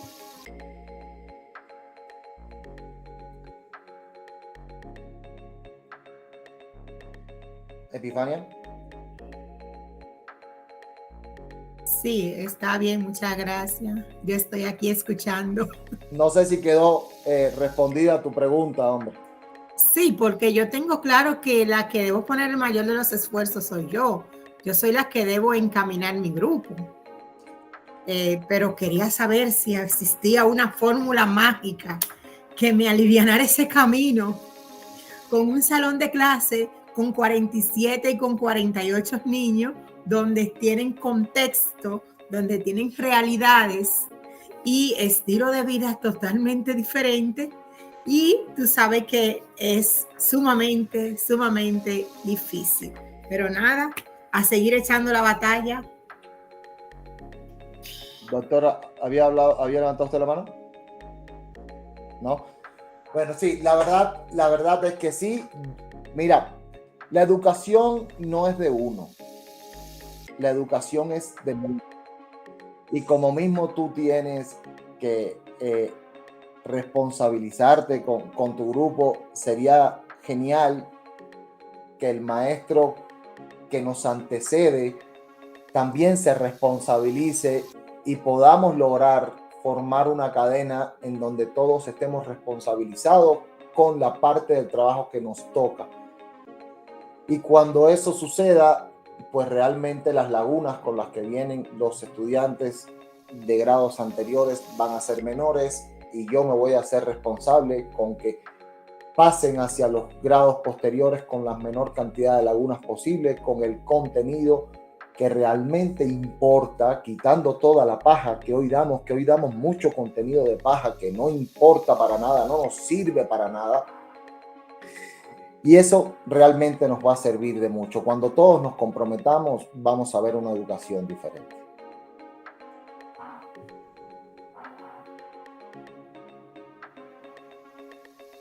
Giselle, no sé si vas a cerrar.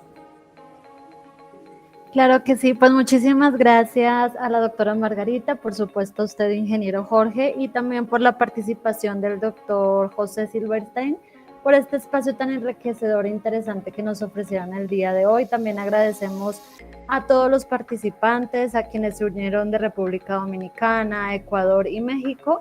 Y pues bueno, si desean recibir esta grabación, la grabación del evento, los invitamos a compartir sus datos al enlace que les acaban de compartir por el chat, y con gusto les haremos llegar la grabación. Sería todo, muchas gracias, feliz noche a todos y a todas. Muchísimas gracias, muchas gracias por estar con nosotros, se los agradecemos mucho. Y bueno, pues nada, es un espacio hemos tomado este espacio para hablar un poquito de educación. Espero que nos haya servido el debate. Hay algunas herramientas, hay algunos puntos que hemos tocado de diferentes índoles que quizás nos sirvan para nuestro desarrollo posterior. Les mando un abrazo desde México hasta nuestra hermana República Dominicana, también para los que se encuentran en Ecuador, para los que se encuentran aquí en México. Muchísimas gracias por estar. Nos vemos.